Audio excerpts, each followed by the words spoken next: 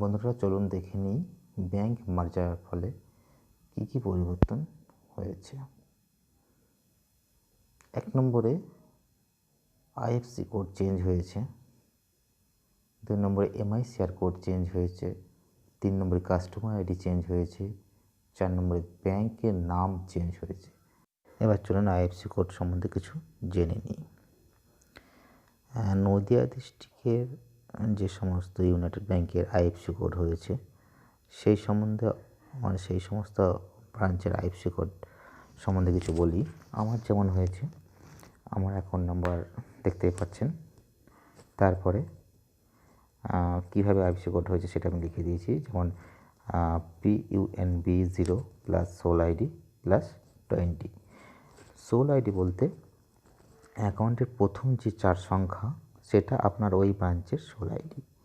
তো এইভাবে আপনি PUNB0 আপনার সোল আইডি প্লাস শেষে 20 লিখে দিলেই আপনার নিউ আইএফসি কোডটা হয়ে যাবে। তো বন্ধুরা আমি রিকোয়েস্ট করব, আমার কথা না শুনে ব্রাঞ্চে গিয়ে নতুন আইএফসি কোডটা জেনে নিলে সবচেয়ে বেটার হয়।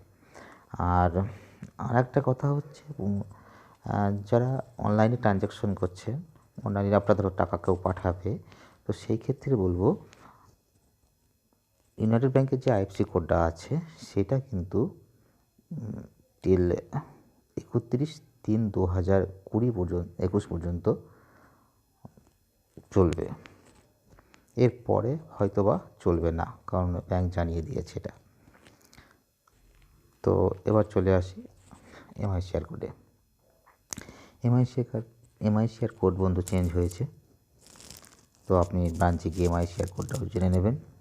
এরপরে চলে যাচ্ছি কাস্টমার আইডিতে। হ্যাঁ বন্ধুরা, কাস্টমার আইডি চেঞ্জ হয়েছে।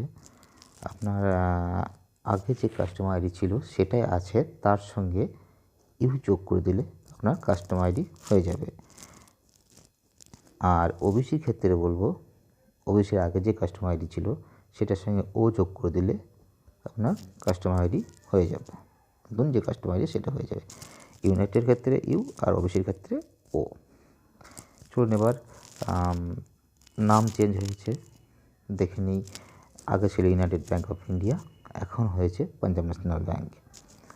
হ্যাঁ বন্ধুরা, নামও চেঞ্জ হয়ে গেছে। আপনারা আগে যেখানে অনলাইন ট্রানজ্যাকশন করতে সিলেক্ট করতেন ইউনাইটেড ব্যাংক অফ ইন্ডিয়া, এখন সেখানে United bank of India select করলে আর টাকা সেই অ্যাকাউন্টে যাবে না, সেখানে পাঞ্জাব ন্যাশনাল ব্যাংক সিলেক্ট করতে হবে।